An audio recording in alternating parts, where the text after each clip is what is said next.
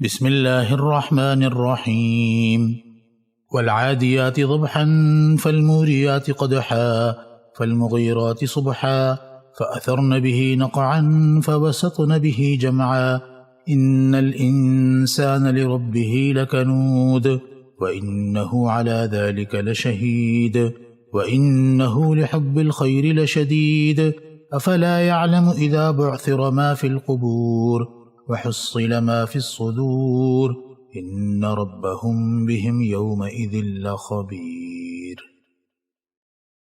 اہم شرعی مضامین میں سے ایک مضمون برے اعمال سے بچنا بھی ہے۔ اس صورت میں ان کی مذمت اور ان پر سزا ہونے کا بیان ہے۔ اس صورت میں اللہ تعالی نے جنگی گھوڑوں کے کچھ خاص حالات اور صفات کا ذکر فرمایا اور ان کی قسم کھا کر یہ ارشاد فرمایا کہ انسان اپنے رب کا بڑا ناشکرا ہے۔ یہ بات تو قرآن کریم میں بار بار معلوم ہو چکی ہے کہ حق تعالی اپنی مخلوقات میں سے مختلف چیزوں کی قسم کھا کر خاص واقعات اور احکام بیان فرماتے ہیں۔ یہ حق تعالی کی خصوصیت ہے۔ انسان کے لیے کسی مخلوق کی قسم کھانا جائز نہیں ہے، اور قسم کھانے کا مقصد عام قسموں کی طرح اپنی بات کو محقق اور یقینی بتلانا ہوتا ہے۔ اور یہ بات بھی پہلے آ چکی ہے کہ قرآن کریم جس چیز کی قسم کھا کر کوئی مضمون بیان فرماتا ہے تو اس چیز کو اس مضمون کے ثبوت میں دخل ہوتا ہے، اور یہ چیز گویا اس مضمون کی شہادت اور گواہی دیتی ہے۔ یہاں جنگی گھوڑوں کی سخت خدمات کا ذکر گویا اس بات کی شہادت اور گواہی میں لایا گیا ہے کہ انسان بڑا ناشکرا ہے۔ والعادیات ضبحا، قسم ہے ان گھوڑوں کی جو ہانپتے ہوئے دوڑتے ہیں۔ فالموریات قدحا، پھر پتھر پر ٹاپ مار کر آگ جھاڑتے ہیں۔ سخت پتھریلی زمین پر جب گھوڑا تیزی سے دوڑے، خصوصاً جب کہ گھوڑے کے پاؤں میں آہنی نعل بھی ہو، تو ٹکراؤ سے آگ کی چنگاریاں نکلتی ہیں۔ یہاں وہی مراد ہے۔ فالمغیرات صبحا، پھر صبح کے وقت تاخت و تاراج کرتے ہیں، یعنی چھاپا مارتے ہیں اور حملہ کرتے ہیں۔ یہاں خاص صبح کے وقت کی تخصیص عادت کے بیان کے طور پر ہے، کیونکہ عرب لوگ شجاعت اور بہادری کے اظہار کے لیے رات کے اندھیرے میں چھاپا مارنا معیوب سمجھتے تھے اور حملہ صبح ہونے کے بعد کیا کرتے تھے۔ فأثرن به نقعا، پھر اس وقت یعنی صبح کے وقت غبار اڑاتے ہیں۔ غبار کا اڑنا اگرچہ ہر وقت ہوتا ہے، مگر یہاں اسے صبح کے ساتھ مقید کرنے میں گھوڑوں کے دوڑنے کی تیزی اور شدت کی طرف اشارہ ہے، کیونکہ صبح کے ٹھنڈے وقت میں گرد و غبار دبا ہوا ہوتا ہے، ان کے دوڑنے سے اس وقت بھی غبار اڑتا ہے۔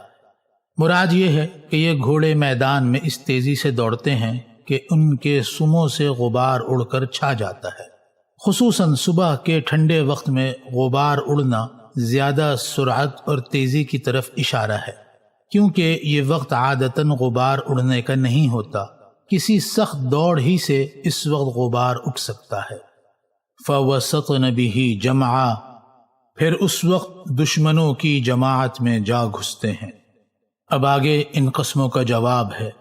ان الانسان لربه لکنود، بے شک آدمی اپنے پروردگار کا بڑا ناشکرا ہے۔ وَإِنَّهُ عَلَى ذَلِكَ لَشَهِيدٌ، اور آدمی کو خود بھی اس کی خبر ہے، یعنی کبھی ابتدا ہی سے اور کبھی کچھ غور کے بعد اپنی ناشکری کا احساس کر لیتا ہے۔ وَإِنَّهُ لِحُبِّ الْخَيْرِ لَشَدِيدٌ، اور آدمی مال کی محبت میں بڑا مضبوط ہے، یعنی مال کی محبت اس کی ناشکری کا سبب ہے۔ مذکورہ آیات میں گھوڑوں کی قسم کھا کر انسان کے متعلق دو باتیں کہی گئی ہیں۔ ایک یہ کہ وہ ناشکرا ہے، مصیبتوں اور تکلیفوں کو تو یاد رکھتا ہے لیکن نعمتوں اور احسانات کو بھول جاتا ہے۔ دوسری بات یہ کہ انسان مال کی محبت میں شدید ہے۔ یہ دونوں باتیں شرعاً اور عقلاً دونوں اعتبار سے بری ہیں۔ ان میں انسان کو ان بری عادتوں اور خصلتوں پر متنبہ کرنا مقصود ہے۔ ناشکری کا برا ہونا تو بالکل ظاہر ہے۔ یہاں مال کی محبت کو جو برا قرار دیا، حالانکہ مال انسانی ضروریات کا مدار ہے، اور اس کے کسب و اکتساب یعنی کمانے کو شریعت نے صرف حلال ہی نہیں بلکہ بقدر ضرورت فرض قرار دیا ہے، تو مال کی محبت کا برا ہونا یا تو وصف شدت کے اعتبار سے ہے کہ مال کی محبت میں ایسا مغلوب ہو جائے کہ اللہ کے احکام سے بھی غافل ہو جائے اور حلال و حرام کی پرواہ نہ رہے، اور یہ اس لیے کہ مال کا کسب و اکتساب یعنی کمانا اور بقدر ضرورت جمع کرنا تو برا نہیں بلکہ فرض ہے، مگر محبت اس کی بھی بری ہے کیونکہ محبت کا تعلق دل سے ہے۔ اس کا حاصل یہ ہوگا کہ مال کو بقدر ضرورت حاصل کرنا اور اس سے کام لینا تو ایک فریضہ اور پسندیدہ بات ہے، لیکن دل میں اس کی محبت ہونا پھر بھی برا ہی ہے۔ جیسے انسان قضائے حاجت کی ضرورت کو پورا بھی کرتا ہے، اس کا اہتمام بھی کرتا ہے، مگر اس کے دل میں اس کی محبت نہیں ہوتی۔ بیماری میں دوا بھی پیتا ہے، آپریشن بھی کراتا ہے، مگر دل میں ان چیزوں کی محبت نہیں ہوتی بلکہ بدرجہ مجبوری کرتا ہے۔ اسی طرح اللہ کے نزدیک مومن کو ایسا ہونا چاہیے کہ بقدر ضرورت مال کو حاصل بھی کرے، اس کی حفاظت بھی کرے اور ضرورت کے مواقع میں اس سے کام بھی لے، مگر دل اس کے ساتھ مشغول نہ ہو۔ یہاں یہ دو بری عادتیں اور خصلتیں مطلق انسان کی بیان کی گئی ہیں۔ اس پر یہ شبہ ہوتا ہے کہ انسان میں تو انبیاء، اولیاء اور بہت سے نیک لوگ ایسے بھی ہیں جو ان بری عادتوں اور خصلتوں سے پاک اور اللہ کے شکر گزار بندے ہوتے ہیں، اور وہ مال کو اللہ کی راہ میں خرچ کر ڈالنے کے لیے تیار بھی رہتے ہیں اور حرام مال سے بچتے بھی ہیں۔ تو جواب اس کا یہ ہے کہ مطلق انسان کی طرف ان بری عادتوں اور خصلتوں کی نسبت اس لیے کر دی گئی کہ اکثر انسان ایسے ہی ہیں۔ اس بات سے سب کا ایسا ہونا لازم نہیں آتا، اسی لیے بعض حضرات نے اس آیت میں انسان سے مراد کافر انسان لیا ہے، تو اس کا حاصل یہ ہوگا کہ یہ دونوں بری عادتیں اور خصلتیں دراصل ایک کافر کی ہیں، لیکن کسی مسلمان میں بھی خدا نخواستہ پائی جائیں تو اسے فکر کرنی چاہیے۔ اب آگے انسان کی ان دونوں بری عادتوں اور خصلتوں یعنی ناشکری اور مال کی محبت پر آخرت کی وعید سنائی جاتی ہے۔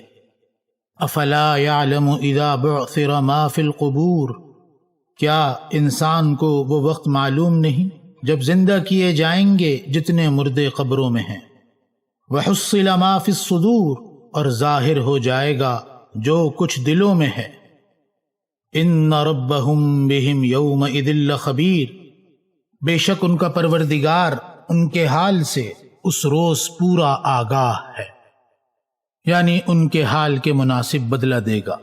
حاصل یہ ہے کہ انسان کو اگر اس وقت کی پوری خبر ہوتی اور آخرت کا حال مستحضر ہوتا تو اپنی ناشکری اور مال کی محبت سے باز آ جاتا۔ کیا اس غافل انسان کو اس بات کی خبر نہیں کہ قیامت کے روز جب کہ مردے قبروں سے زندہ کر کے اٹھا لیے جائیں گے اور دلوں میں چھپی ہوئی باتیں بھی سب کھل کر سامنے آ جائیں گی، اور یہ بھی سب جانتے ہیں کہ رب العالمین ان سب کے سب حالات سے باخبر ہیں، تو اس کے مطابق جزا اور سزا دیں گے۔ اس لیے عقل مند کا کام یہ ہے کہ ناشکری سے باز آ جائے اور مال کی محبت میں ایسا مغلوب نہ ہو کہ اچھے برے کی اور حلال حرام کی تمیز نہ رہے۔